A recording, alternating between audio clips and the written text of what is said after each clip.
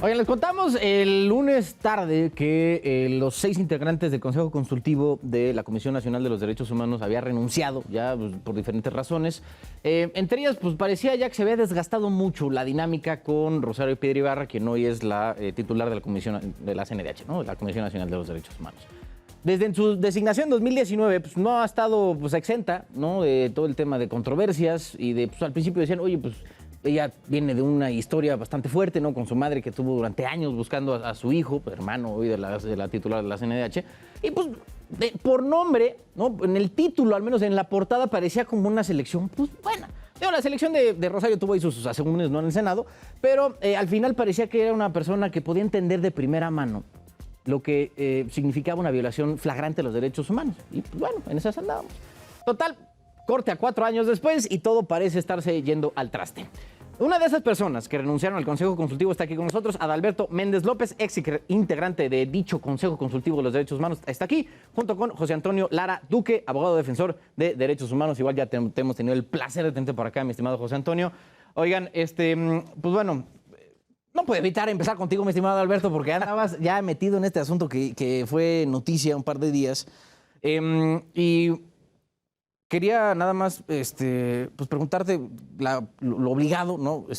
¿Cómo fue pues, digamos, desgaste, ¿no? De la relación entre el Consejo Consultivo de la CNDH y Rosario Piedra?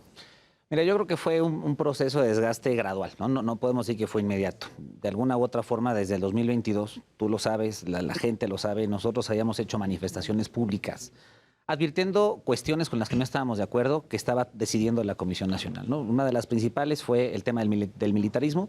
La Comisión Nacional no quiso impugnar la reforma que militariza al país. Teniendo la capacidad para hacerlo. Teniendo la capacidad y teniendo incluso la vocación, ¿no? Digamos, hay un tema histórico ahí que tenía que haber defendido y no lo hace, ¿no? El tema que tuvimos, el encontronazo que tuvimos con la Recomendación General que fue 46/2022, respecto al tema del Instituto Nacional Electoral, que ya decía el documento algo que no decía, ¿no? Y eso de alguna u otra forma no, nos volvió a enfrentar.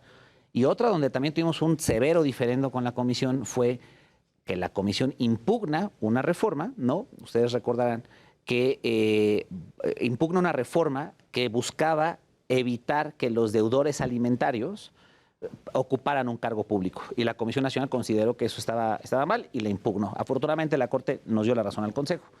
Creo que este tipo de diferendos, de alguna u otra manera, hacía que nosotros fuéramos un cierto contrapeso, ¿no? Pero en las últimas 2 sesiones sí ocurrieron cuestiones que nosotros no pudimos ya, digamos, tolerar o continuar. ¿El Consejo sesiona cada mes, más o menos? Cada mes, okay. Cada mes, que es una sesión ordinaria y puede haber extraordinarias si el caso de mérito es importante para convocarlo, ¿no?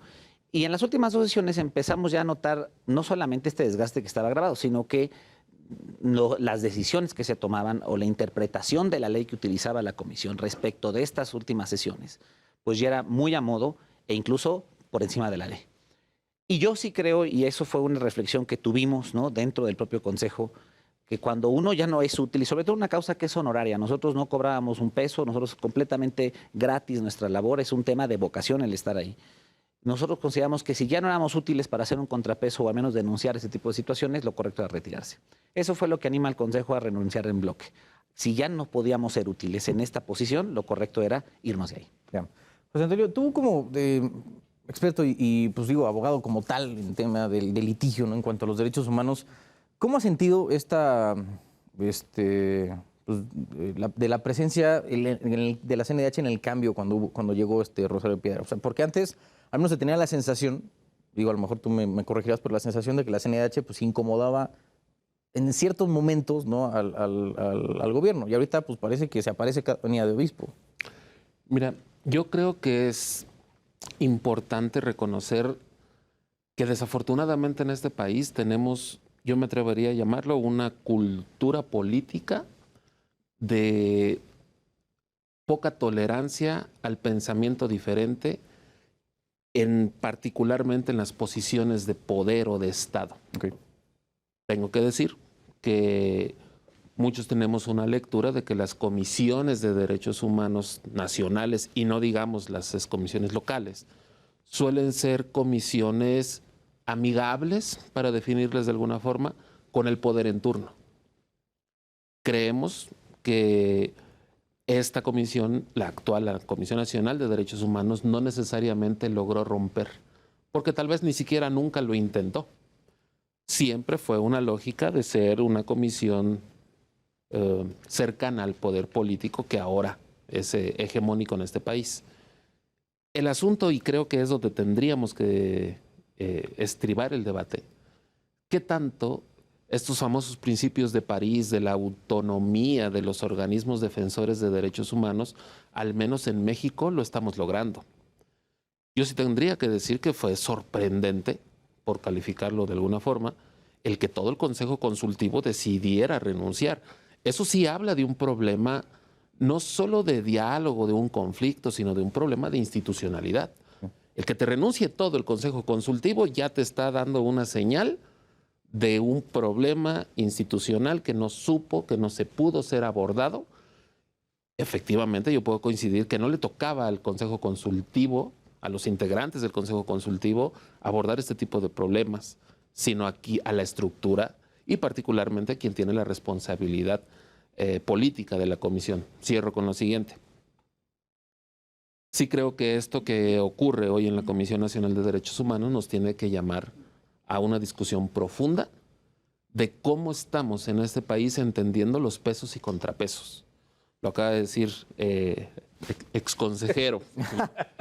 El Consejo justo tiene que ser un contrapeso interno, no solo, digamos, de unas posturas políticas, sino incluso me atrevería a decir de postura técnica, de análisis. Vamos a plantear esta controversia, esta acción de inconstitucionalidad, esta recomendación general, porque técnicamente son especialistas las personas que llegan al Consejo Consultivo, que tendríamos que decir que deberían ser 10, no 6. Ahí hay otra cosa que tendríamos que reflexionar. Pero pareciera que la diversidad de pensamiento en este país no la podemos comprender. ¿Eres hegemónico o eres oposición, pero no encuentras puntos de coincidencia? Y eso a la sociedad en general no le ayuda. No nos ayuda que nuestras autoridades en los distintos ámbitos, nuestros organismos públicos autónomos, solo comprendan el ejercicio público político en términos de hegemonía y de sumisión. Entre más logremos una cultura política de reconocimiento de la diversidad de nuestras ideas, podemos encontrar puntos de coincidencia. Eso, desafortunadamente, la renuncia de todo el Consejo nos habla de que no sabemos, particularmente en la CNDH, construir consenso.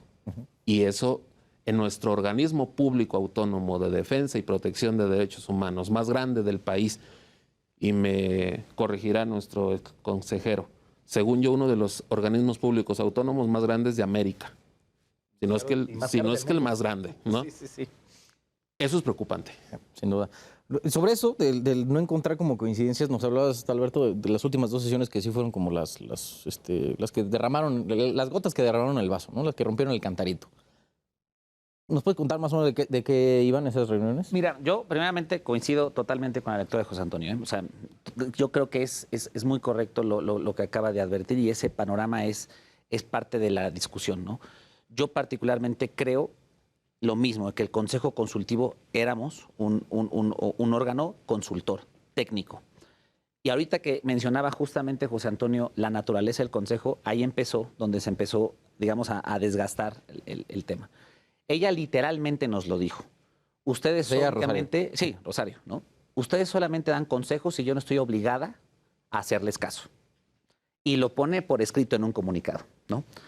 Ya cuando empiezas con este tipo de interpretación, ¿no? Es decir... A ver, o sea, tiene razón, ¿no? O sea, no, es correcto lo que dijo. Y la ley eso dice. Claro, y la ley eso dice. Uno esperaría, ¿no? Que teniendo así, pues, esa responsabilidad en tus manos, ¿no? Y tienes a 6 personas en este caso que, pues, digo, gratis, ¿no? Están regalando su dinero y su experiencia de decirte, oye, pues carnal, a lo mejor pues, por acá, ¿no? O por aquí, son 6 personas pues, que le saben, ¿no? Este asunto. No es como que están desafiando tu autoridad, ¿no? Simplemente pues, ofrecen algo y pues, ya lo sabes si lo tomas. Pero hay, como en todo, pues hay formas, ¿no? De decir las cosas. Mira, hay formas y también yo creo que la experiencia de todas y todos era bastante valiosa. La verdad es que el Consejo no éramos ningunos improvisados. Éramos personas que venimos con una trayectoria, ¿no? En distintos ámbitos, en distintas defensas, en distintas ramas, tanto público, privadas, sociales, que podía aportar mucho a la Comisión Nacional, ¿no? Muchos de nosotros, incluyéndome, habíamos sido funcionarios de la Comisión en sexenios anteriores. Yo mismo había sido director de atención a personas con discapacidad. Y creo que de alguna u otra manera, el no escucharnos, de entrada, habla no solamente de no querer generar consensos, sino también de una soberbia de pensar que ellos tienen la verdad absoluta, ¿no? Y creo que eso es muy peligroso cuando existe un autoritarismo y un dogmatismo desde este tipo de organismos que debieran de proteger a los derechos humanos. Te voy a comentar algo y qué bueno que lo mencionabas, ¿no? La funcionalidad de los principios de París, ¿no? Que de alguna u otra manera ha sido como este instrumento rector para ver si funcionan o no los organismos autónomos en materia de protección a derechos humanos. Yo sí creo que aquí hay un tema que tendremos que discutir. Algo que se discutía en las sesiones de consejo de forma reiterada, y nos lo decían es, GANRI, que es un órgano de sociedad civil global, nos ha acreditado como una comisión que cumple, una comisión que está siendo funcional. Yo sí creo que tendríamos incluso que cuestionar a GANRI, porque una renuncia colectiva no puede mantener esa alta calificación que tiene sobre la Comisión Nacional. Las denuncias ante el OIC, las quejas que existen por parte de ex trabajadores al respecto, las propias víctimas que han denunciado que no se sienten acompañadas, creo que es no solamente sintomático de que el organismo se viene perdiendo. Yo creo que no es que nada que se perdió en ese sexenio, yo creo que se ha ido perdiendo sexenio a sexenio, pero ahora es muchísimo más evidente. ¿Qué pasó en las últimas dos sesiones? Pues simplemente utilizaron, ¿no?, nuestra presencia o lo que dijimos para validar cuestiones que nosotros no estábamos de acuerdo. Y nada más quiero decir que en la penúltima sesión hasta sacamos un comunicado. Cuando ellos intentamos, ¿no?, votar la orden del día, nosotros, un día antes, habíamos recibido solo un resumen del presupuesto que se iba a entregar a la Secretaría de Hacienda para el ejercicio 2024. Lo que dice la ley es que el Consejo tiene que emitir opinión, ¿no?, y comentarios respecto de ese presupuesto. No nos mandaron el presupuesto, nos mandaron un resumen un día antes. Nosotros dijimos, bueno, queremos el documento completo. No quisieron. Y nosotros dijimos, bueno, si no vamos a tener acceso al documento completo, no aprobamos la orden del día y no se sesiona. Aún así, envían el presupuesto y el presupuesto entero nos lo mandan el mismo día después de que no se sesionó, a pesar de que ya lo habían mandado a la Secretaría de Hacienda. Ese tipo de cuestiones nos dimos cuenta que nosotros ya no estábamos sirviendo para nada. Y en democracia hay que tener congruencia y dignidad. Y si nosotros ya no podíamos servir a una causa ciudadana, vuelvo a insistir, lo correcto era retirarse. No podíamos seguir avalando ese tipo de situaciones. Y eso, pues, Antonio, me imagino que se acaba notando, ¿no? En las calles o en los litigios que luego llegan a darse, ¿no? A lo largo y ancho del país. Sí, claro. Digamos, sin asumirme vocero de los sectores sociales, digamos, podría plantear como, en lo general, desafortunadamente, en México no hay un ambiente de tener una comisión nacional, insisto, ni comisiones locales, De acuerdo. cercanas a la ciudadanía. No lo hay. No tengo el dato exacto, pero asumo que deben ser miles las quejas. ¿Crees que lo ven más como un coto de poder que como algo que realmente tenga la intención de defender derechos humanos? Voy a decir algo a lo mejor todavía más preocupante. Se ve como una autoridad más en todo el universo de autoridades, claro, pero en donde si tuviste problemas con el Ministerio Público de la Federación para mantener la competencia, vas a las oficinas de la Comisión Nacional y te encuentras con otro Ministerio Público de la Federación, solo que tiene otras siglas en su chaleco. Eso es verdaderamente lamentable. Más allá del presupuesto enorme que podamos estar aplicando como país a esto, al final del día, cualquier persona que está en la calle, caminando en su casa, etcétera, no tiene en su panorama un organismo público de defensa y protección de derechos humanos cercano, que puede decir, tengo un problema con el ejército, y que tenga la confianza de, voy a ir a la Comisión Nacional a interponer mi queja porque se violaron mis derechos humanos, No. Y eso no podemos permitirnos como sociedad. Puede haber todo un debate que si las posturas políticas, que si yo creo en este proyecto o en este otro. Eso se vale y se debe en una democracia, pero también se vale y se debe que tengamos organismos públicos, y voy a utilizar otra vez este concepto, técnicamente preparados y capacitados para defender derechos humanos independientemente del poder político. Justo esa es la autonomía. Hay una violación a derechos humanos, tu comisión nacional o locales actúa dentro del marco de tus competencias. Pero pareciera que las comisiones, y a eso me refiero cuando hablo de cultura política en este país, las comisiones prefieren optar por la comodidad de llevarla bien, para decirlo coloquialmente, en calma, ¿no? con el poder político. Y yo sí quiero hacer hincapié en creo que sí, es que justo lo que logran la renuncia de los ahora ex consejeros es prestarnos la oportunidad de debatir cómo están funcionando las comisiones, qué está pasando con las comisiones. Incluso yo me atrevería a ir más allá. ¿Qué va a pasar ahora con el Senado en este reto que tiene para elegir o designar consejeros? El eclipse político. Del INAI, güey, estamos metidos en un pedo, ¿no? Justo voy allá. El eclipse político electoral que tenemos al menos de aquí a junio del próximo año, Así es. por decirlo menos, yo creo que va a ser un gran reto pensar en que el Senado le tome tiempo a la designación de los consejeros. No, de acuerdo. No, salvo que me corrija Adalberto, según yo la comisión puede seguir funcionando, digamos, como tendría que funcionar sin consejo. Sí, sí, sí. No es lo ideal. Exactamente, pero no es lo ideal. Tendría que haber un consejo que mes con mes, como lo dice la ley, esté al pendiente de todo lo que le corresponde.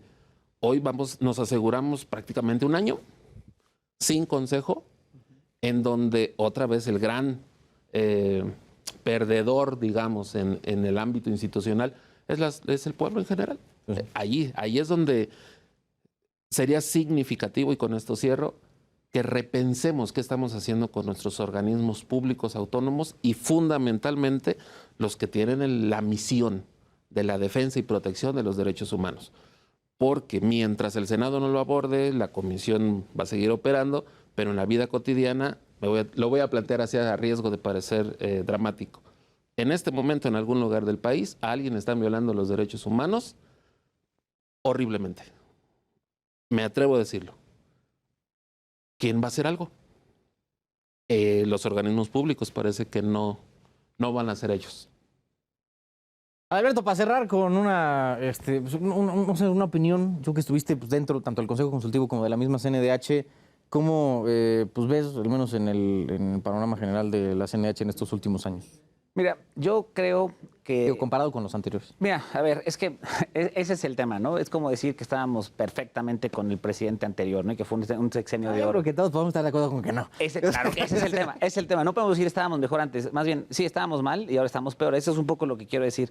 Yo no soy un defensor de los anteriores ombudsman, también lo quiero decir, ¿no? O sea, sí lo quiero mencionar. Este país es de corta memoria y a veces se nos olvida que el anterior ombudsperson pues, fue el fiscal que dio carpetazo al caso Colosio, ¿no? De entrada. Y actualmente creo que de alguna u otra manera no estamos dándole nuevamente la relevancia a la Comisión Nacional que se tiene que dar. Quiero hacer un comentario. De toda América Latina, el modelo de comisión que tiene México, y eso lo anotó en el Senado Emilio Álvarez y Casa hace poco, y qué bueno que lo dijo, la única comisión de derechos humanos que tiene un consejo consultivo, y este modelo es México, ¿no? Este modelo aparte se replica en las comisiones estatales. O sea, entonces, esto es importante mencionarlo porque de alguna u otra forma ese consejo juega un papel de contrapeso, de a lo mejor de darle un cierto bagaje ético, discusión, asesoría técnica, ¿no? Ese soporte técnico. Pero también hay que decirlo, la ley no da los elementos suficientes y si algo también ha generado o generó que nosotros tuviéramos que renunciar es porque siempre decía, pues la ley nada más me obliga a escucharlos y se acabó. Lo dice muy bien José Antonio, al final del día la comisión puede operar, sí, habrá cosas que no puede hacer, por ejemplo, las reformas al reglamento tienen que pasar forzosamente por consejo, pero si no modificas el reglamento tampoco es que pase absolutamente nada. Las recomendaciones generales pasan a opinión del consejo, pero podrían pasar sin la opinión de alguna u otra forma y tampoco sean ilegales a un tema relacionado con la urgencia. El presupuesto opinamos, ni siquiera lo aprobamos, ¿no? O sea, entonces, de alguna u otra manera, sí creo que esto exige repensar dos cuestiones y es una opinión propia. Yo creo que tenemos una comisión anacrónica, para empezar, ¿no? Hay que recordar que la Comisión Nacional se creó para que México pudiera entrar al TLC en los 90. Ese diseño, ¿no?, que se crea de Comisión Nacional fue muy bueno, pero nació con ciertos vicios, ¿no? Una comisión que nace muy tendente al presidencialismo. Se ha ido modificando, completamente de acuerdo, pero creo que es insuficiente. Y también la otra, yo no sé si realmente la elección del ombudsperson recaiga en el Senado, ¿no?, en 128 senadores, es un mecanismo de elección eficiente, porque es muy fácil cooptar políticamente el nombramiento, la verdad es que no es difícil, ¿no? Creo que tendríamos que repensar un mecanismo que garantice la independencia del titular, pero sobre todo digamos que la calidad moral y sobre todo el carácter, ¿no?, y el carácter técnico del titular o la titular de la Comisión Nacional de los Derechos Humanos, ¿no? Porque al final del día las y los consejeros pasamos el mismo proceso de elección que el ombudsperson, ¿no? Y creo que esto es donde yo completamente coincido con el análisis que hemos hecho.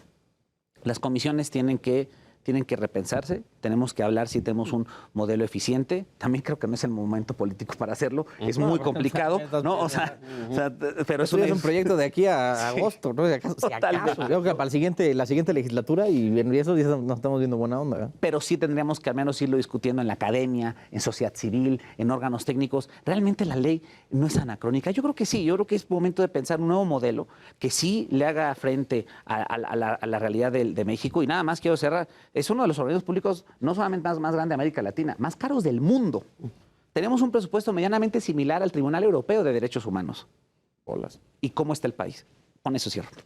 Adalberto Méndez López, exintegrante del Consejo Consultivo de la CNDH, gracias. Y José Antonio Lara Duque, abogado defensor de derechos humanos. Un absoluto placer verte, José Antonio.